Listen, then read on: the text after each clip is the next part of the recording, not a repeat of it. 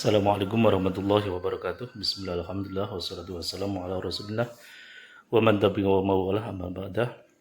Sering ada pertanyaan dari kaum hawa, kapankah kita diwajibkan untuk mandi dari hadas haid? Perlu kita ketahui,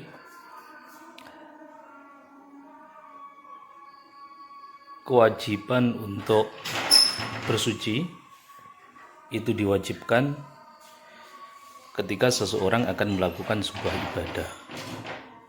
Sehingga untuk melakukan ibadah itu diperlukan syarat-syarat, sebagaimana sholat itu dibutuhkan satu syarat, yaitu suci dari hadas besar dan dari hadas kecil. Sehingga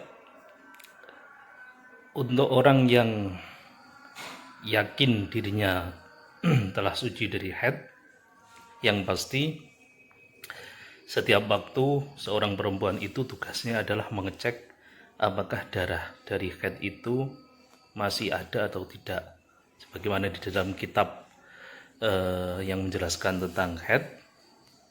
Jadi setiap kali masuk waktu sholat dicek, vaginanya dimasuki dengan kapas, apakah di kapas itu ada bercak darah atau tidak. Kalau ada bercak darah berarti dia masih haid, kalau tidak berarti dia suci. Maka kalau suci, maka saat itu dia bisa untuk melakukan mandi dengan niat, saya niat mandi untuk menghilangkan hadas haid. Nawaitul ghusla li raf'il hadasil haidi fardhillahi ta'ala di dalam hati. Ingat, niat itu diucapkan di dalam hati ketika pertama kali air mengenai anggota tubuh. Satu sisi, malaikat tidak akan mendekat kepada orang yang hadas besar.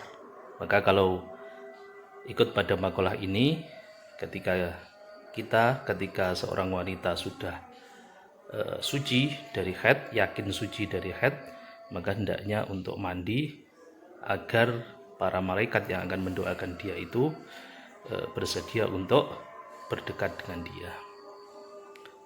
Jadi kapan seorang wanita diwajibkan untuk mandi haid? Ya ketika dia akan melakukan suatu ibadah, yang ibadah itu membutuhkan pada atau mensyaratkan adanya suci dari hadas kecil dan hadas besar. Selain itu, dari sisi lain hendaknya untuk segera mandi, karena ikut tadi segera mandi walaupun dia tidak melakukan ibadah, segera mandi dari hadas besar agar para malaikat mendekat, dan dengan niatan untuk segera melakukan ibadah, karena menunda-nunda ibadah itu hukumnya juga makruh. Wallahu muwaffiq ila aqwamit thoriq. Wassalamualaikum warahmatullahi wabarakatuh.